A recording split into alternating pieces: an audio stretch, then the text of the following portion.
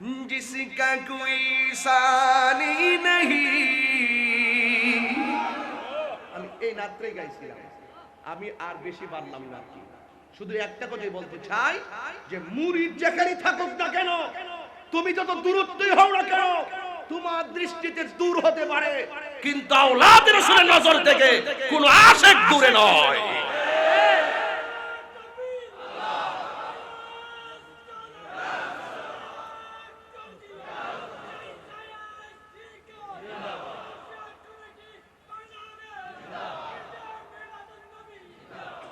আমার কথা হলো প্রেম গোপনে, প্রেম গোপনে, কথা হবে ওপেনে, কথা হবে।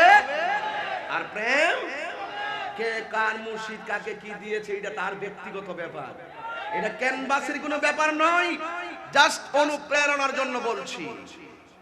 আমি যা বলি স্টেট বলি, কারণ আমি মৃত্যুকে পরোয়া করি না, সবসময় প্রস্তুত থাকি। আজকে মরণ হতে পারে, নবীর কালিমার মাধ্যমে যেন আমার মরণ হয়। আপনারা কি তাই চান? প্যান্ডেল কি পুড়ে গেছে? হয়ে গেছে, হয়ে গেছে মাশাআল্লাহ। একটু আগে দেখছিলাম তো কুয়াশার ভিতরে মানুষ মনে হয় কিছুটা, আমি খুব মনটা খারাপ হয়ে গেছিল। আমার ওয়াজে তো এরকম ঘটনা ঘটে না। রাউজানে মনে করছিলাম মানুষ নাই, এখন দেখতেছি মনে কিছু জিনও এসে বসছে। যাই হোক, আপনারা কে কে খুশি একটু হাত তুলেন। শীতটাকে দূরে ফেলে দিতে হবে। সোজা করেন, সোজা করেন।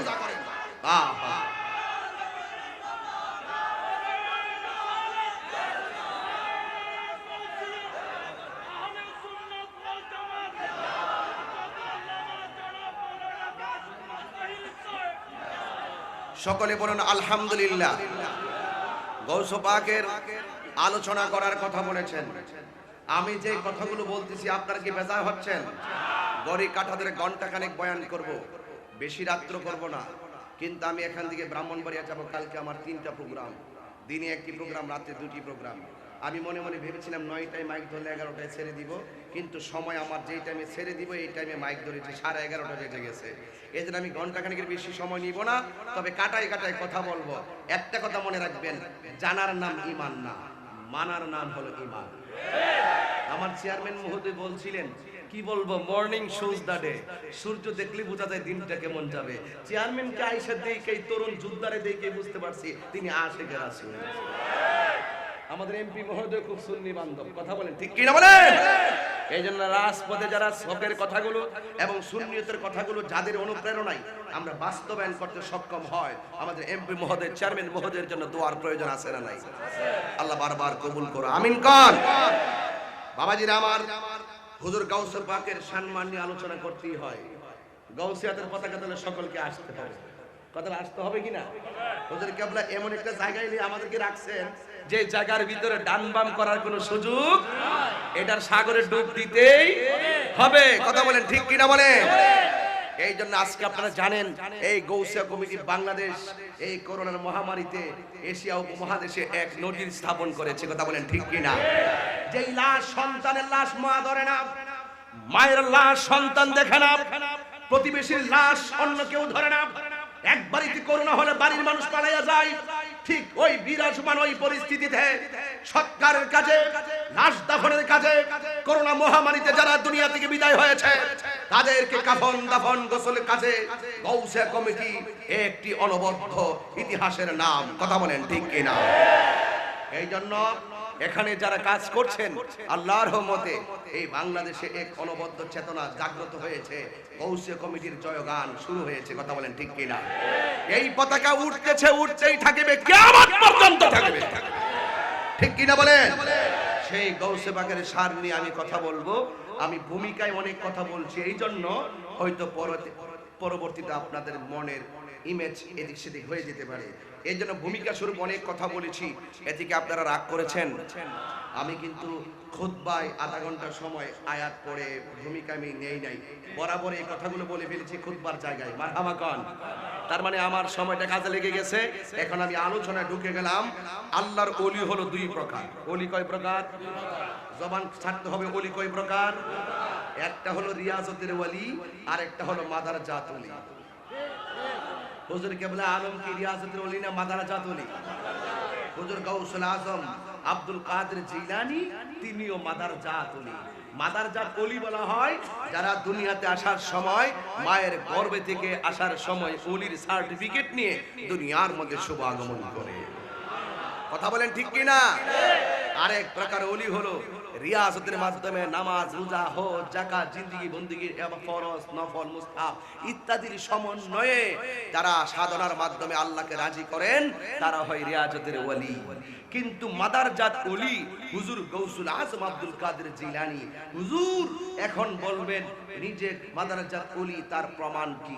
আসেন একটু প্রমাণ দেই। সুবহানাল্লাহ। আল্লাহর ওলিরা মরানা জিন্দা, আরো বড় করে বলেন মরানা জিন্দা।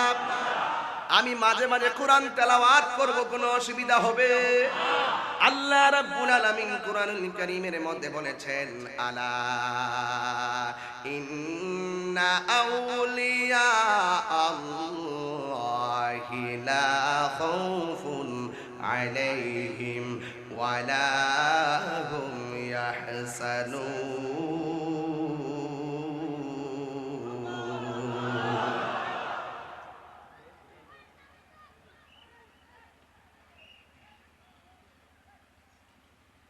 আমি আবারও তেলাওয়াত করছি, সাইডটা করবেন না, কথা নাই, চোখ।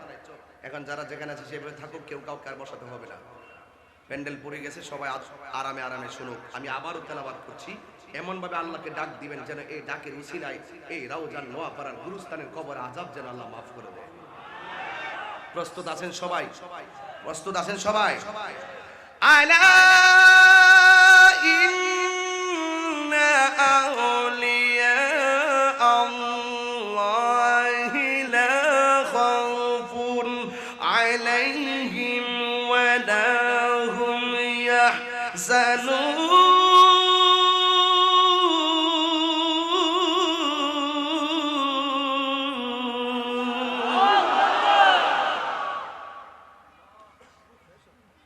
আল্লাহ রাব্বুল আলামিন বলেন, আলা হরফে তানবীহ, সাবধান সাবধান।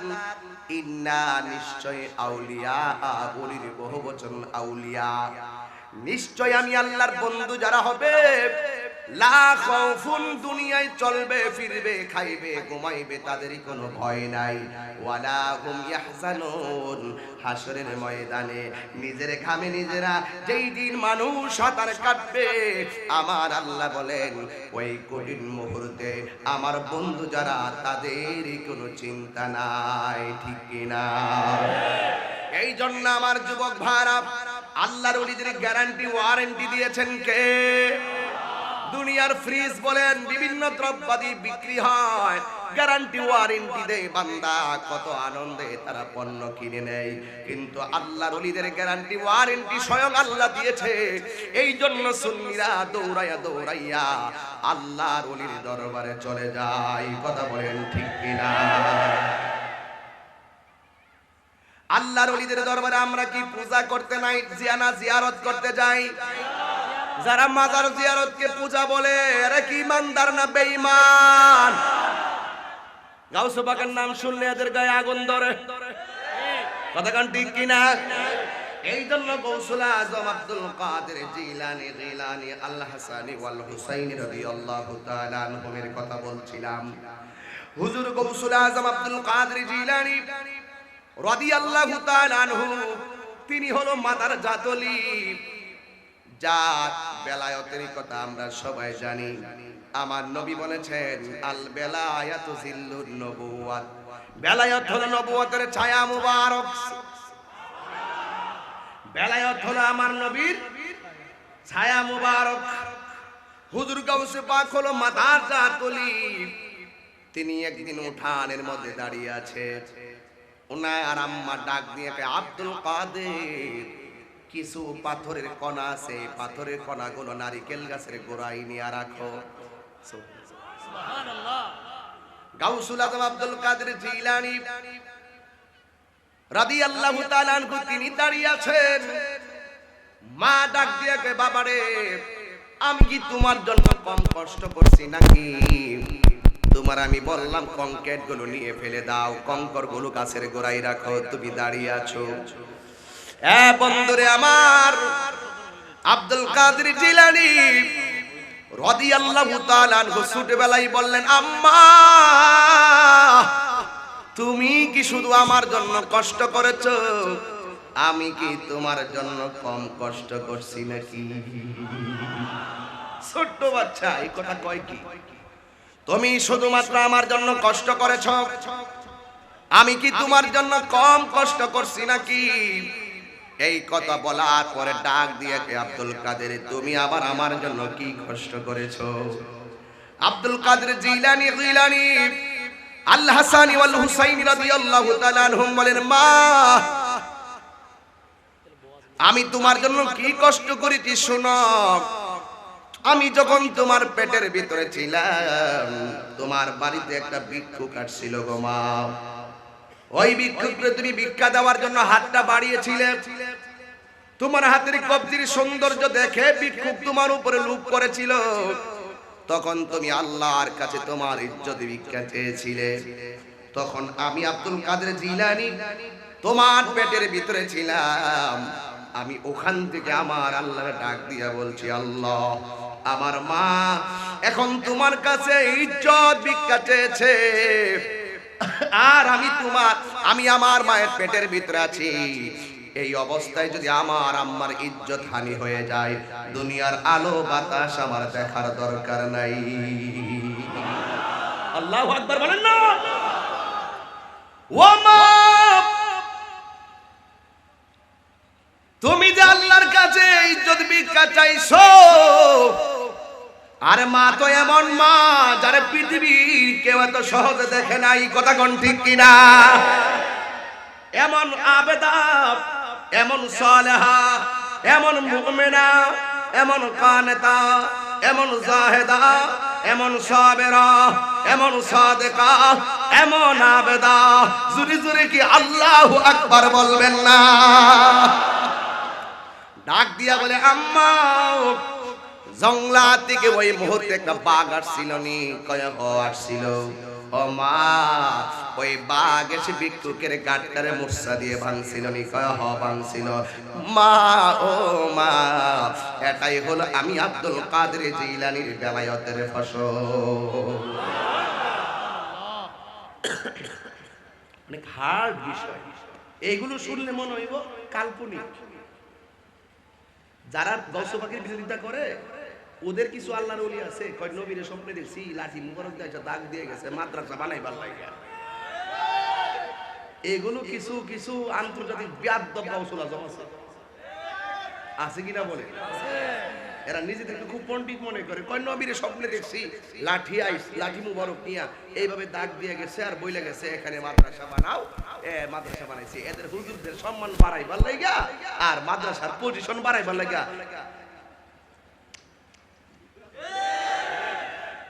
গজব শুরু হয়েছে কিনা অপেক্ষা করেন। মান আদালি ওয়ালিয়ান ফাকাদ আযানতুহু বিল হারবে।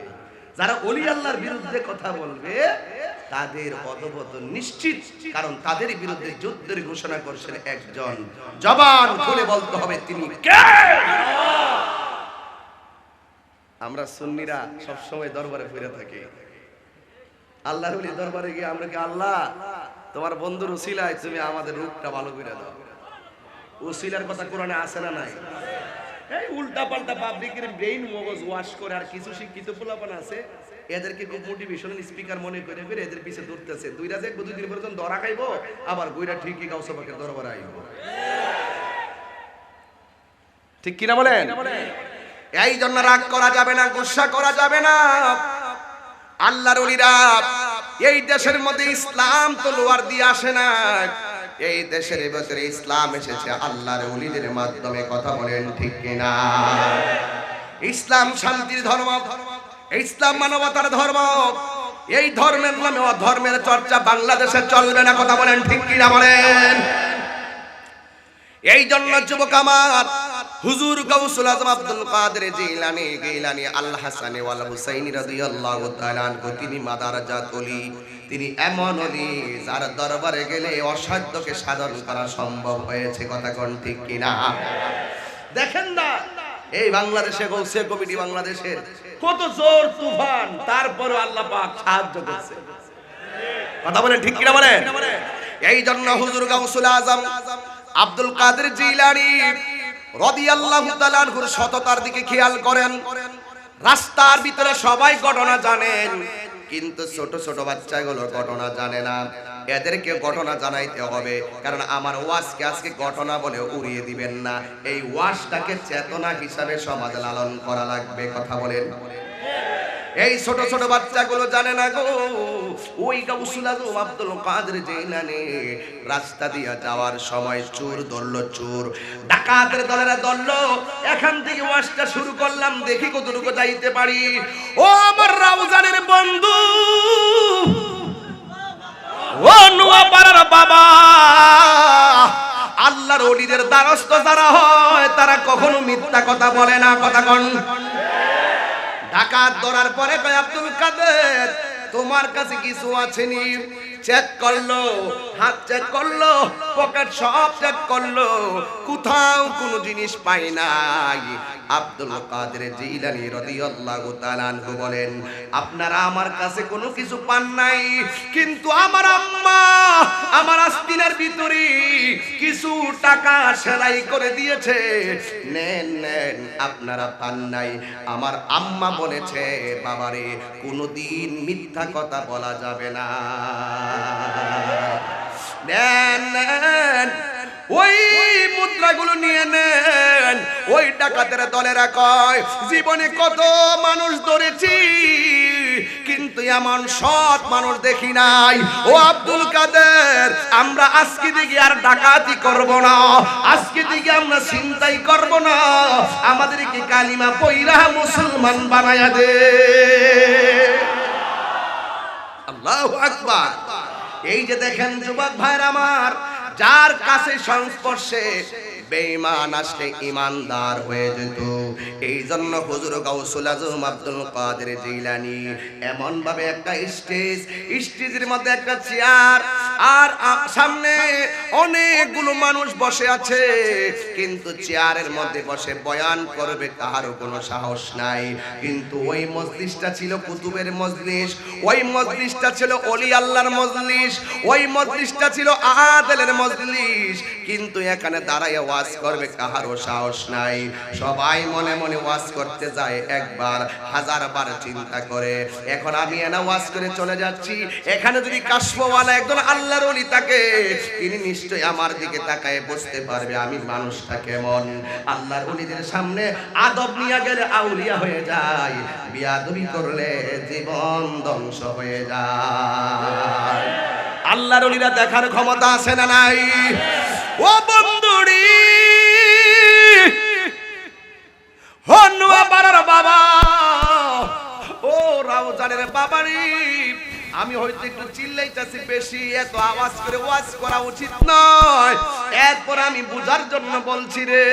হুজুর গাউসে পাক এই কোণা দিয়া বসা, সামনে দিক দিয়া কুতুব আছে, এই দিক দিয়া আল্লাহর ওলি আছে, এই দিক দিয়া আদেল আছে, মুমিন আছে, তয়্যিব আছে, অনেকগুলা মানুষ এখানে বসা।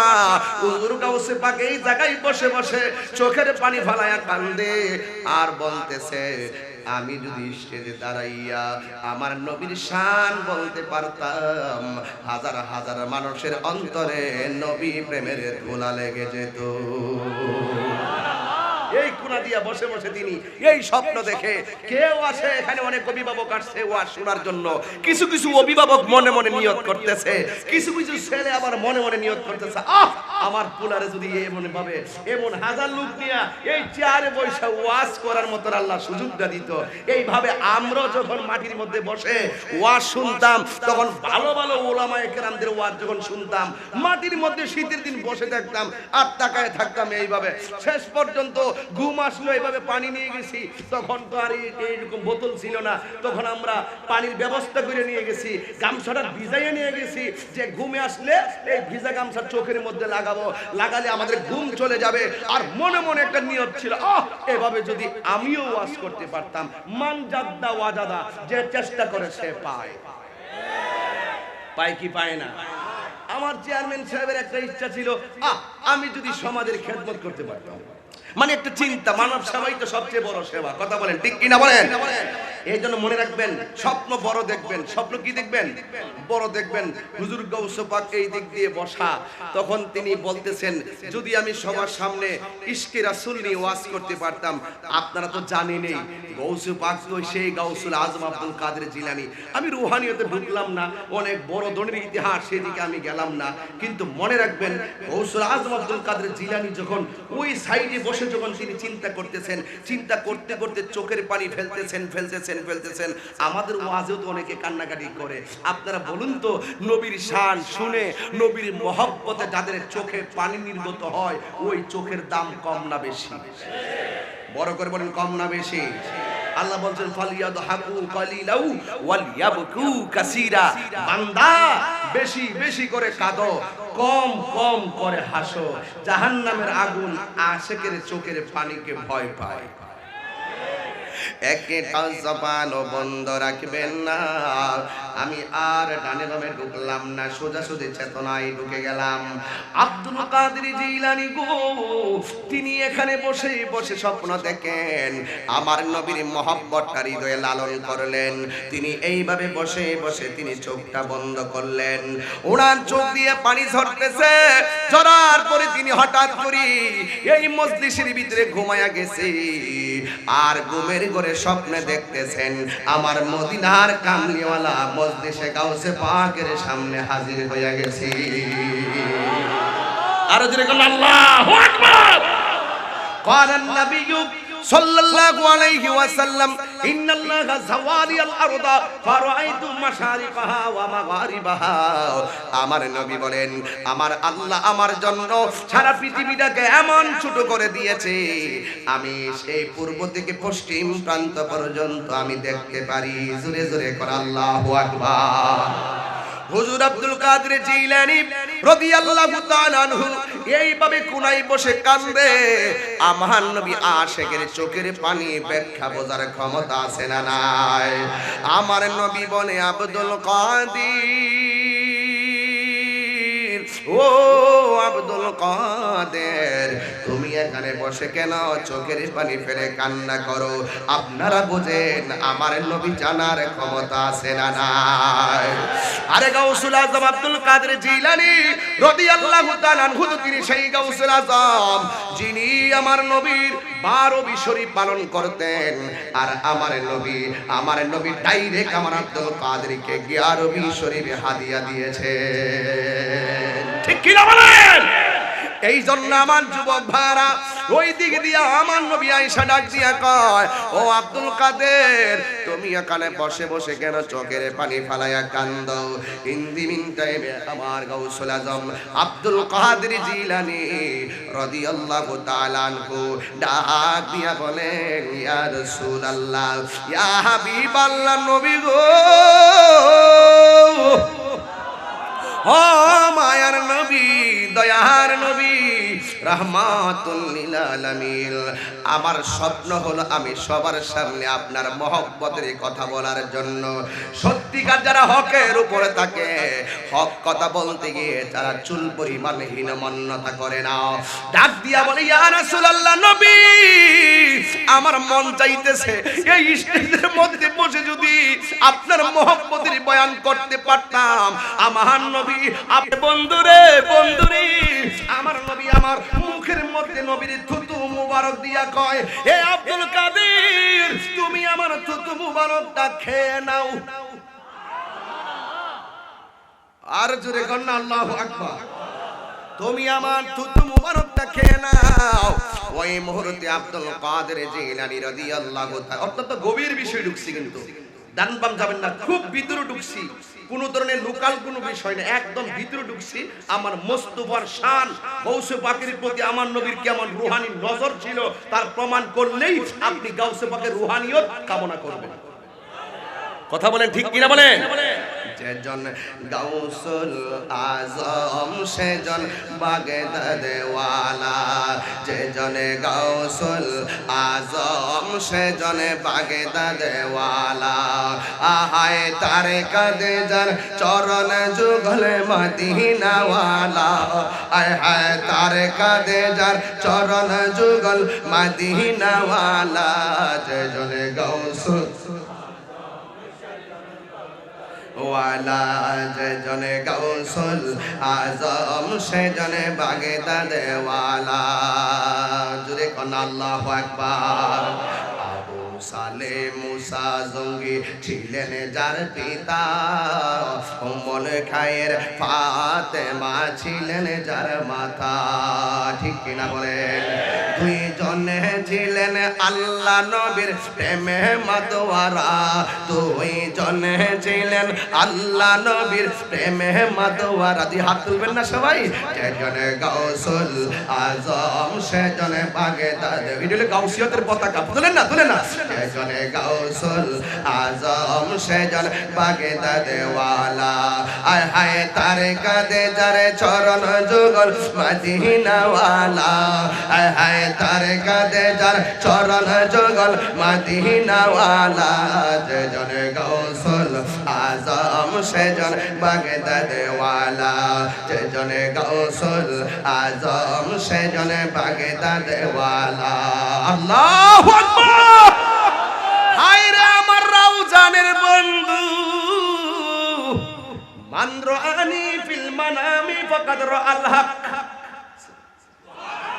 আমার নবী বলে যে আমার স্বপ্নে দেখলো সে আমারে বাস্তবে দেখলো নবীরে দেখলে জাহান্নামের আগুন কি হয়ে যায় আমার নবীকে আব্দুল কাদের জবানটা হা করো হা করলেন স্বপ্নে নবী দুধ মুবারক দিলেন আব্দুল কাদের জিলানী রাদিয়াল্লাহু তাআলা আনহু তিনি আমার নবীর দুধ মুবারকটা খেয়ে ফেললেন আমার নবী আবারও দিলেন আবারও তিনি খেয়ে ফেললেন আবারও দিলেন আবারও তিনি খেয়ে ফেললেন আবারও দিলেন আবারও তিনি খেয়ে ফেললেন সাতবার ঘুমের ঘরে আমার নবী বেলায়েতের খাওয়াটা এমন ভাবে অন্তঃকরণে আরো ভালো করে ঢেলে দিলেন আমার নবী ডাক দিয়ে আব্দুল কাদের তুমি আমার থুতু মুবারক খেয়ে নাও এরপরে আমার নবী কি আব্দুল কাদের আমি যাই বিদা যেই মাত্র বিদায় বলছে আব্দুল কাদের জিলানী রাদিয়াল্লাহু তাআলা আনহু তিনি ঘুমের ঘরে ইয়া রাসূলুল্লাহ বলে লাফ দিয়া বইসা গেছে আল্লাহু আকবার ইয়া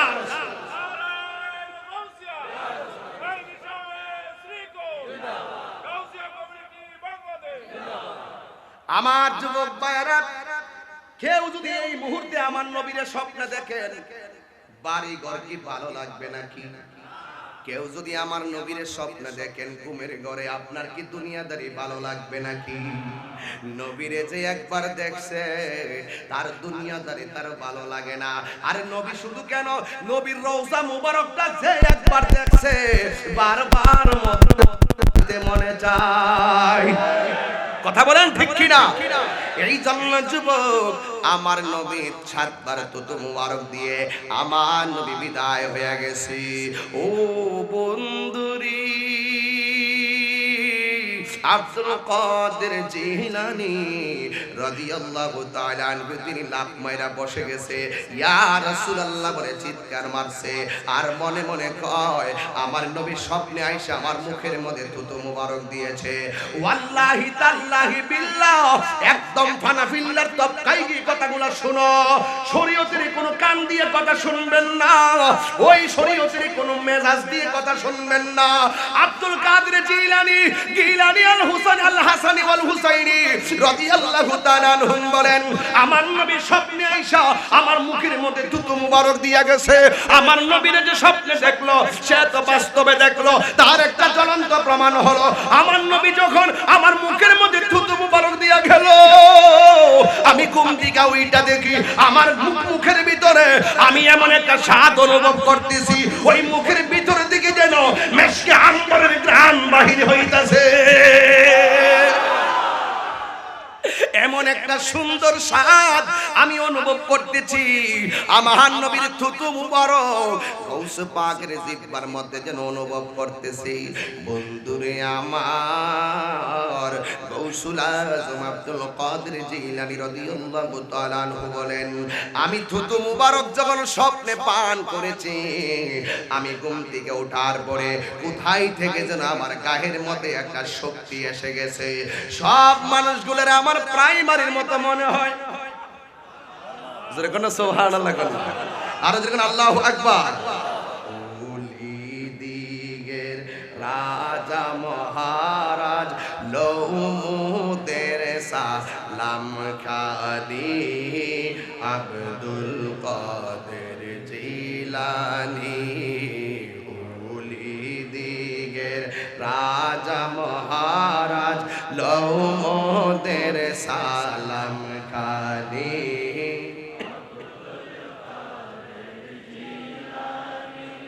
মুসিবতে পড়ে আমরা ডাকি তোমায় দস্তগীর মুহূর্তে উদ্ধার করো মুদের বড় বীর মুদের বড় বীর নাই তুলনা বিশ্বে তোমার নাই তুলনা বিশ্বে তোমার অগকুত বেরাপানি আব্দুল কাদের মহব্বতকে আল্লাহু আকবার বলবেন না?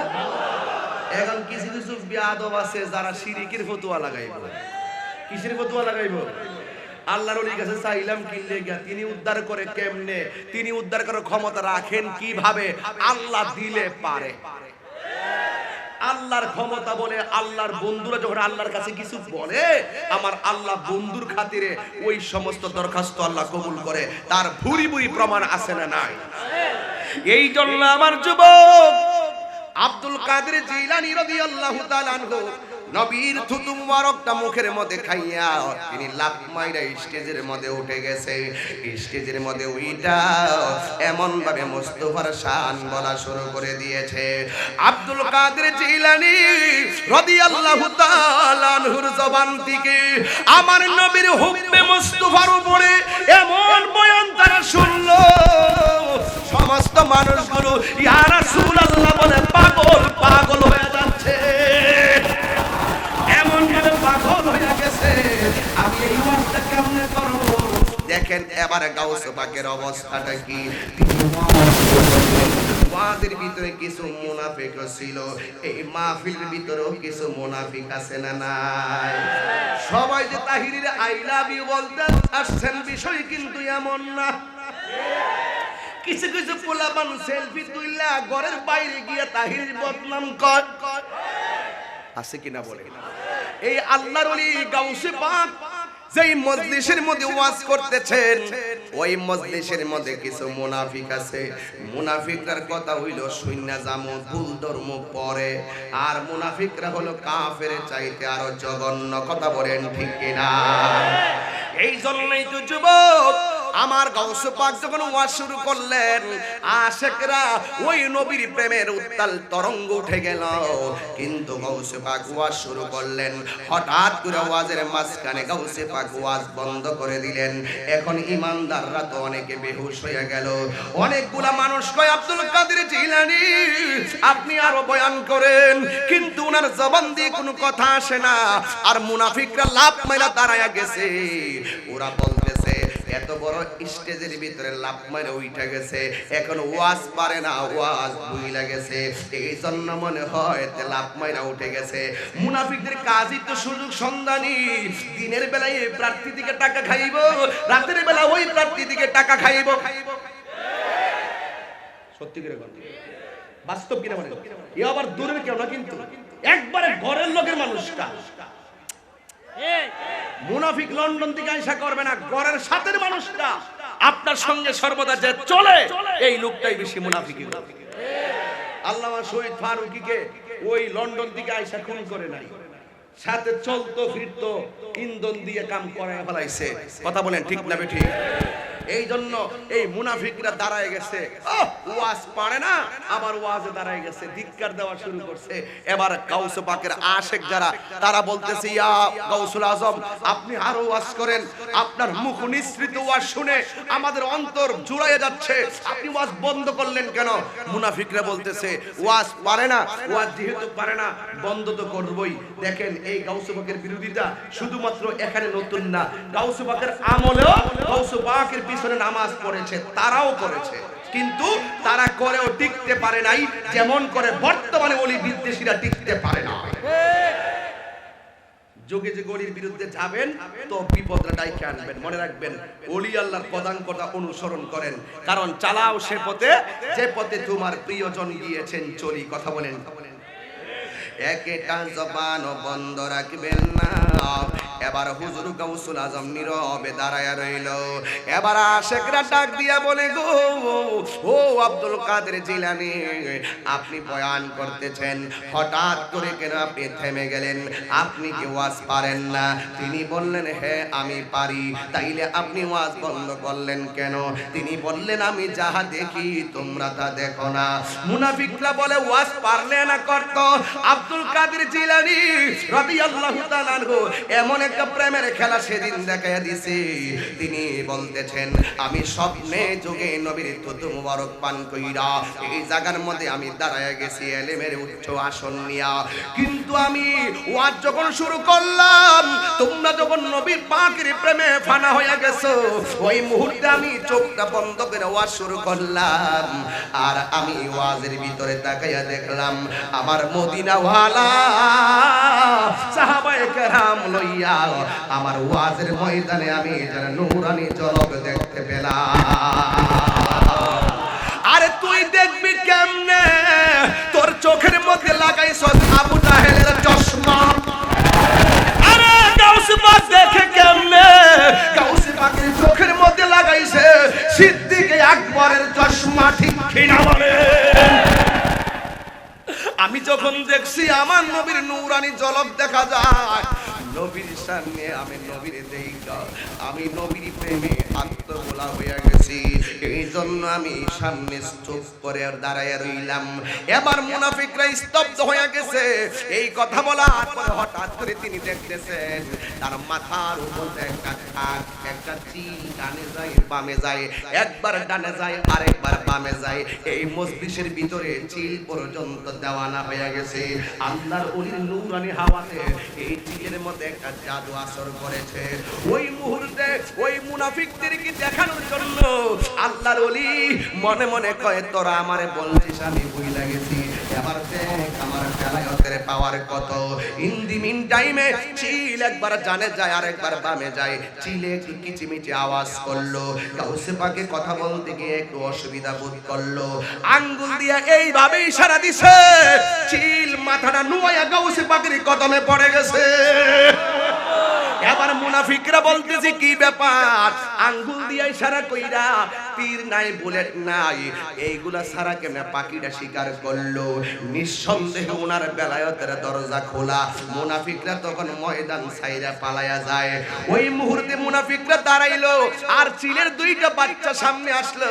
আয়েশা কি জানে ফিস ফিস করে বললেন, আব্দুল কাদের জিলানী রাদিয়াল্লাহু তাআলা আনহুকে যেন বললেন, হে আব্দুল কাদের, আপনার আম্মা চিনি?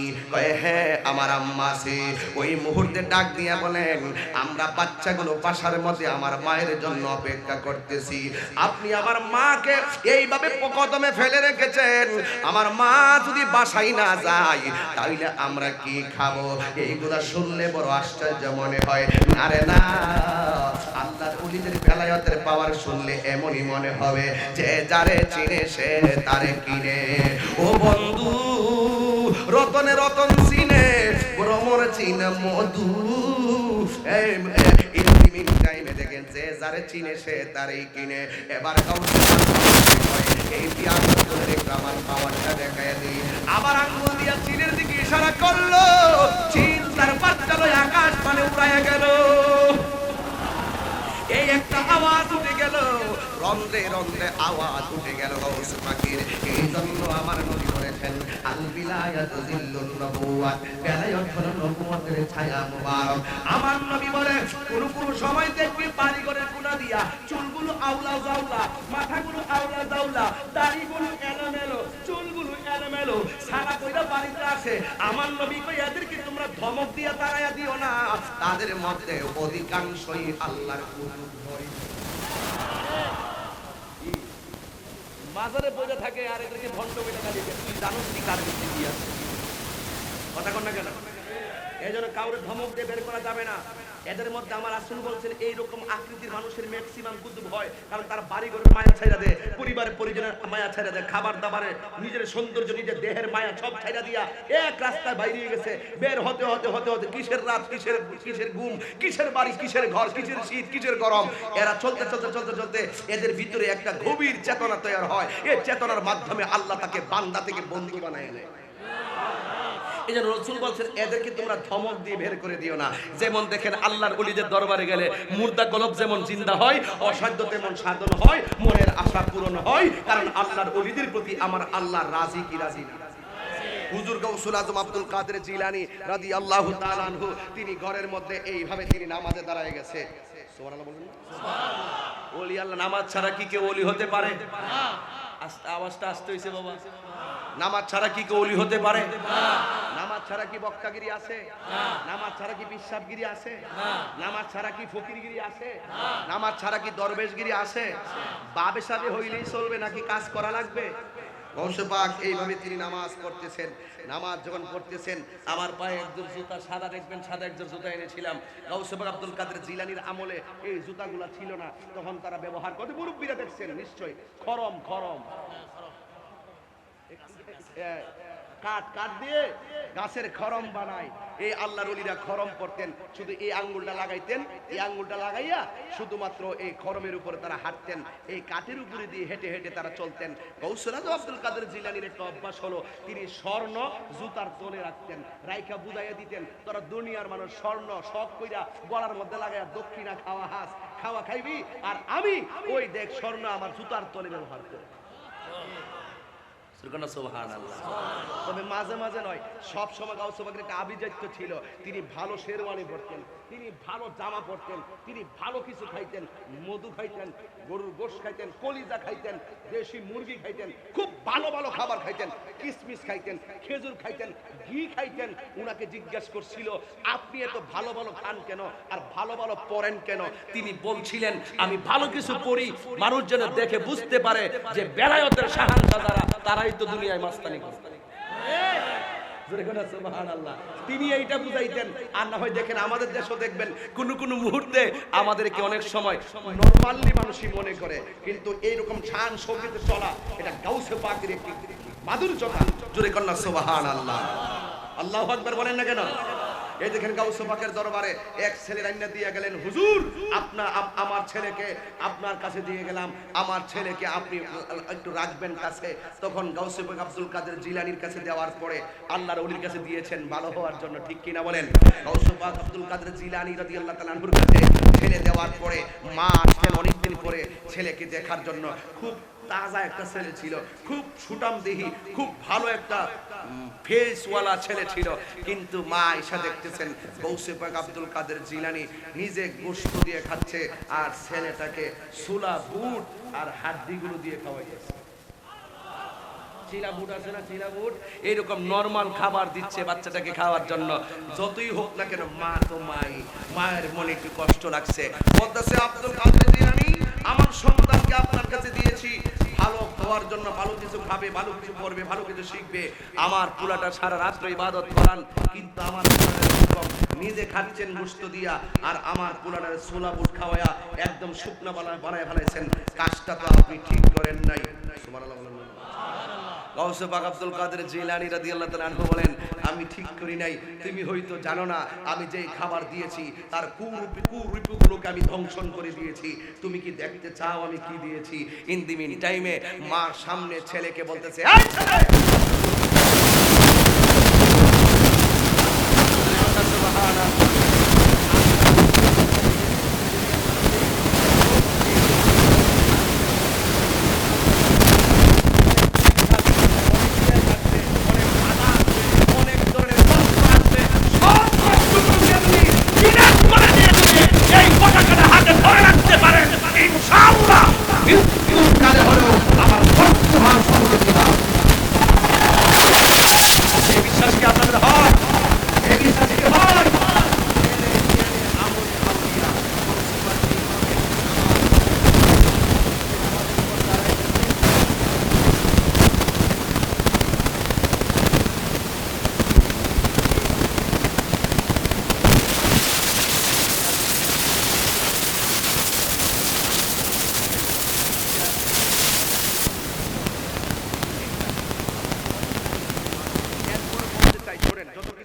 কেন, গাউসে পাক নামাজ পড়তেছেন, গাউসে পাকের ধরমের নিচে কি ব্যবহার করতো?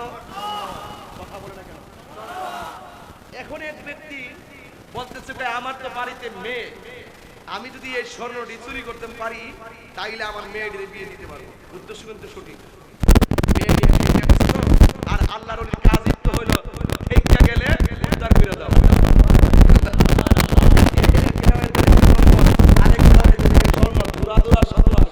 তখন গাউসে এইভাবে আমাদের দাঁড়াইলেন, দাঁড়ানোর পরে ভিতরে রাখলেন, রাইখা তিনি আমাদের দাঁড়াইছে। এখন পিছন দিক থেকে এই লোক আসছে, এই লোকে জুতা চুরি করবে, ঢোকার কোনো রাস্তা নাই। খাজা বাবার দেখে বুঝাই দেই, খাজা বাবার দরবারে একজন লোক আসছে, আয়সা গো হুজুর আমি আপনার কাছে মুরিদ হব।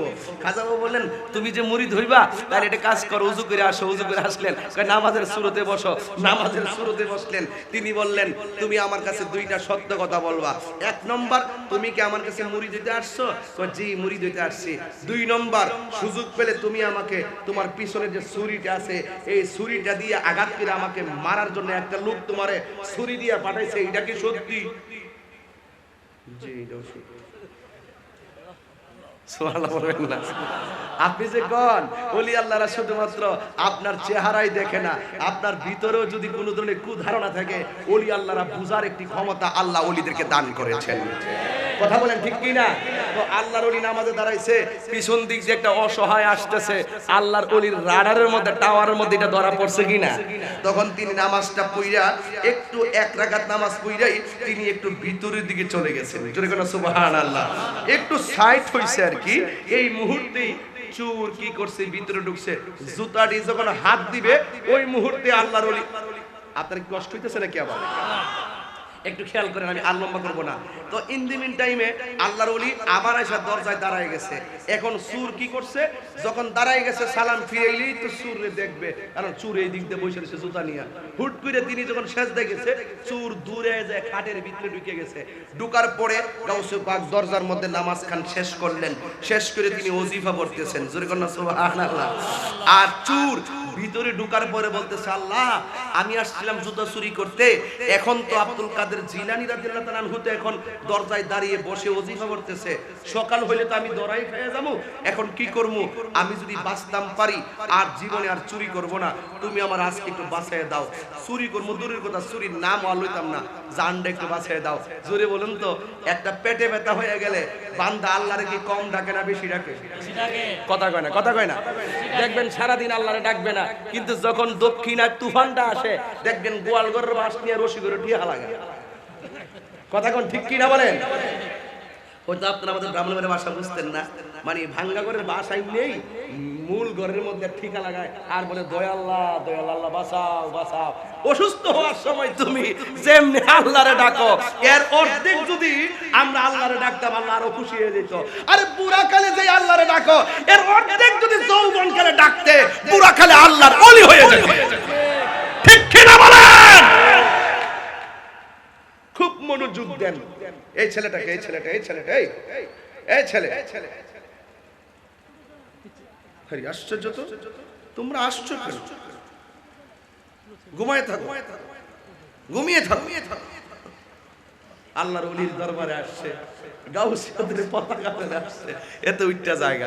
আরে আমার তো ওলি আল্লাহর শান গাইলে আমার কাছে আনন্দ লাগে যে আমরা যে দামানটা ধরছি এটা হালকা না, এটা এমন দামান জান্নাত পর্যন্ত। হাত তুলে বলুন ঠিক কি না বলেন? জান্নাত পর্যন্ত। কি পর্যন্ত? জান্নাত পর্যন্ত। জান্নাত পর্যন্ত ওলি আল্লাহ। দিমু দিমু সমস্যা নাই, দাওয়াত যখন করছেন কিছু ওয়াজ তো করতেই, ঠিক না? তবে একটা কথা, মাদ্রাসাটা দেখা মনটা জোড়ায় গেছে। সুবহানাল্লাহ, জোরে কর। আসলে এই বিষয়গুলো খুব সেনসিটিভ, এগুলাতে যখন কথা বলি তখন মানুষ উঠতে যায়। এই জন্য আমার কাছে খুব ভয় লাগে। ওয়াজ হুজুর অনেক মজা লাগে, কিন্তু যখন বলি মাদ্রাসায় কিছু টাকা দেন তখন মানুষ উঠা যায়। এই জন্য আমার ভয় লাগে। স্বাধীনতা অর্জন হচ্ছে, রক্ষা করা বড় কঠিন। মাদ্রাসায় যে একটা দিলাম প্রথম মিটিং টিটিং জমায়া টাকা টাকা তুললা, এরপরে মাদ্রাসাটা কেমনে চলবো যদি এলাকায় কোনো হাত পাতি আমাদেরকে কেউ সহযোগিতা করে না। এই জন্য সুন্নি জামাত অনেক পিছিয়ে যাইতাছে। কথা কোন ঠিক কিনা? এই মাদ্রাসাটা কি শুধুমাত্র নোয়াপাড়ার মাদ্রাসা? এই মাদ্রাসাটা কি নিরামিষের মাদ্রাসা? এই মাদ্রাসাটা পুরো চিটাগাঙ্গের নয়, সারা বাংলাদেশের মাদ্রাসা। এই মাদ্রাসায় কিছু দিলে কি লস হইব? তোমরা কি নগদ কিছু তুলবা? নগদ কিছু তুলবে, ব্যাগ নিয়ে যাইবা? তো যাও যাও, আমি ওয়াজ করি, সমস্যা নাই। যেই লোকটা উঠবে তার ঠালা মারা ধরবেন। মাশাআল্লাহ, আলহামদুলিল্লাহ, নির্মাণ কাজ চলতেছে। যেই লোকটা উঠবো তার ধরবেন। টাকা দিলে দিবে, না দিলে নাই, কিন্তু মাহফিল বিশৃঙ্খলা করা যাবে না। আমার কথা তিতা হইলো, আমি হক কথা বলি। চেয়ারম্যান সাহেব ঠিক কিনা বলেন? মনে থাকবে, মনে থাকবে, ঠিক আছে তো? ছেলেরা তোমরা যাইবা নগদ আমার মাদ্রাসার জন্য। আপনারা যারা দিবেন 10,000 হোক, 5,000 হোক, 1,000 হোক, 500 হোক, 50 টাকা হোক, 100 টাকা হোক, মাদ্রাসার জন্য আজকে দিবেন। দেওয়ার একটা প্রতিযোগিতা করবেন। যদি 5,000 না থাকেন আমার কাছে দিয়ে দেন। যদি 2,000 না থাকেন দিয়ে দেন। 500 দিবেন, দিয়ে দেন। আমি গাউসে পাকের ওয়াজ করতেছি না ভাই, চেনেন ভাই? তাইলে আমি একটা ধারণা নেই। এখানে 11টা লোক গাউসে পাকের 11 20 এর মহব্বতে, গাউসে পাককে যারা ভালোবাসেন, এমন 11 এই যাবি না এখন, এই ছেলে আমি বলবো। আমার খাসিয়ত বড় করা, কারণ আমি এলাকার বক্তা, তো আমার ইমেজটা এলাকার মতো। আপনারা কি মাইন্ড করেন নাকি? আমার সোনার বাংলা, আমি তোমায় ভালোবাসি।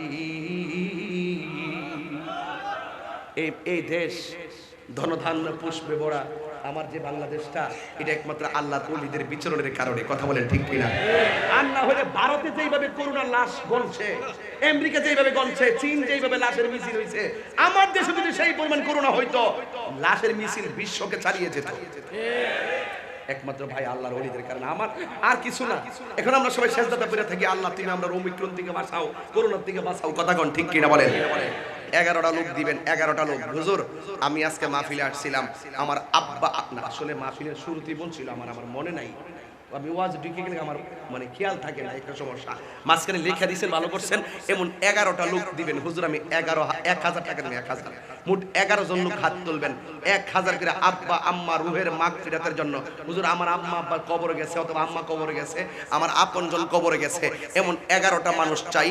1000 করে আজকের মাদ্রাসার জন্য টাকা দিবেন। একজন বিসমিল্লাহ দেন, রাখেন। আমি 11টা লয়ে লই, এরপর তোমরা যাইবা। দেন টাকার বান্ডিল দিতে গেছে, আর বেশি দেওয়া যায় না। 1000 পেয়ে গেছে। এই যে মারহাবা, আমার পায়ে কি আপনারা বেজার হইছে? আমি যে ঘন ঘন চট্টগ্রাম আসি, সেদিকে আপনারা রাগ করেন? আমি গতকাল মাহফিল করছি চট্টগ্রাম বাঁশখালী চাঁদপুর, এরপরে মাহফিল করছি চট্টগ্রাম বাঁশখালী চুনুতি বাজার। আজকে নামটা কোন না? বেলাল ভাই 1000। এটা কার? সেলিম ভাই সভাপতি, তিনি দিলেন 1000। এটা কার? নামটা কি? ফরিদ আহমদ। তোমার আব্বা নেই? মাশাআল্লাহ, তোমার ভাগ্য ভালো, তোমার আব্বা আছে, আমার তো আব্বা নাই। ফরিদ আহমদ তিনি 1000 টাকা। মারহাবা কোন? ওই আহা মফিজুল আলম সাহেব খুব কড়া গাউসে পাকের আশেক, ডাইরেক্ট 1100 দিয়ে দিছে। যেটা মারহাবা। এটা কার? রুবেল কই? রুবেল এই কেউ উঠলে কিন্তু ধরবেন। একটা লোক যদি টাকা দিলে দিবে, না দিলে নাই, আমার দাবি নাই, কিন্তু যদি উইঠা যায় ছাপ্পাইরা ধরবে যাতে কভার। একজন দিলে 1000। এমনি তুলতেছে ধরতো না। এটা কার? নাজিম। তুমি নি? নাজিম 1000 টাকা। জোরে বলেন মারহাবা। এই টাকা বাড়িতে নিয়া পকেটে টাকা রাখা বাড়িতে নিয়ে যদি ঘুমান আর আফসোস করবেন, কি একটা সুবর্ণ সুযোগ আসছিল এই নিরামিষের এলাকায়, যে অন্তত পক্ষে টাকাটা দিতে পারলে অনেক মানুষ নিয়ে আমার মা বাবার জন্য দোয়াটা চাইতে পারতাম। কৃপণতা করে বাড়িতে ঘুমাইবেন, টাকাটা সকালে মোবাইলে খরচ করবেন, কিন্তু আফসোস করে মরবেন। আর এখানে দিয়া যাইবেন মোবাইলে ফ্লেক্সি না কইরা গাউসে পাকের মহব্বতে দিয়ে যান, এটা ইনশাআল্লাহ মিজানের পাল্লায় ফ্লেক্সি হবে। কথা কোন ঠিক কিনা? ও চা দি খাইলাম না, কি দিছে না দিছে, ঠান্ডা ঠান্ডা হয়ে গেছে। আমি চা খাই না, কফি নিয়ে আসো। চা দরকার না, চা খাও, চা মূল আমি শেষ হয়েছি। যাও কফি নিয়ে আসো, নাহলে দরকার নেই, বাদ দাও। মোহাম্মদ ফারুক, কি আপনারা কি মাইন্ড করছেন না কি আবার? এই মোহাম্মদ ফারুক 1000 টাকা, মারহাবা কর। 1000, 2000, 3000, 4000, 5, 6, 7000 হইছে। এই 7000 হইছে। আর কয়জন দেও না কেন তাড়াতাড়ি? আমি কি সারা রাত বসে থাকবো নাকি এখানে? তাড়াতাড়ি দাও টাকা। মাদ্রাসার টাকা দিছে, এই যে তো কি সুন্দর মাদ্রাসা, একদম জামিয়ার মতো মাদ্রাসা হচ্ছে। মারহাবা। এই টাকা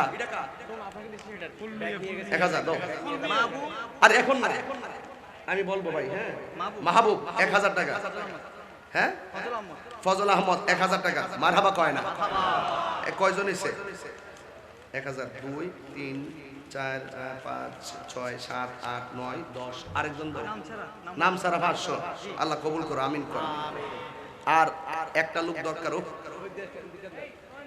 আল্লাহ লোকটা মিলাই দাও মাহবুদ। কে সেই পাগলা, তাড়াতাড়ি না, টাকা তুলতে একটু মজা করে, নাহলে টাকা দেয় না, বুঝেন না ভাই? টাকার ব্যাপার তো একটু ভালো করে করতে হয় আর কি।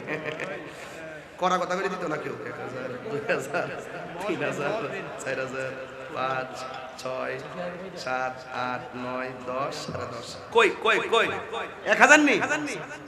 11,000 পাই গেছে। আর ইডিলে বোনাস আব্দুল হালিম 11,000। তো বেশি হয়ে গেছে। সমস্যা আছে? আচ্ছা, দিলে না করে কেন? আরেকজন নাম বলে নাই না? আরেকজন 11,000 টাকা। মারহাবা কন। আর 11,000 মানে দূর, এই 1000 টাকা। মারহাবা কন। এই টাকাটা আপনার কাছে রাখেন, 100 টাকা। এখন আপনাদেরকে শোনাইতেছি কত টাকা উঠছে। দেখেন কেমনে টাকা তুলছি আমি। 1, 2, 3, 4, 5, 6, 7, 8, 9, 10, 11, 12, 13, 14, 14, 7,000, 8, 9, 10, 11,000, 12,000 হয়েছে না? আচ্ছা, 12,000 হয়েছে তো? এই 12টা 12 শরীফের মহব্বতে রেখে দিলাম। ঠিক আছে তো? ঠিক আছে। সকল ঈদের সেরা ঈদ হলো পবিত্র ঈদে মিলাদুন নবী। কি শিরোনামে মিলাদুন নবী আছে না নাই? এটা রেখে দিলাম মিলাদুন নবীর মহব্বতে। এখন দিবেন কয়জন জানেননি? এখন দিবেন মোট 10 জন। আশারা মুবাশশারা 10 জন। আমার নবী 10টা সাহাবীরে জান্নাতের টিকিট দিয়েছে। একজন 500 টাকা। একজন পাইছে, আরেকজন দেন 500। পকেট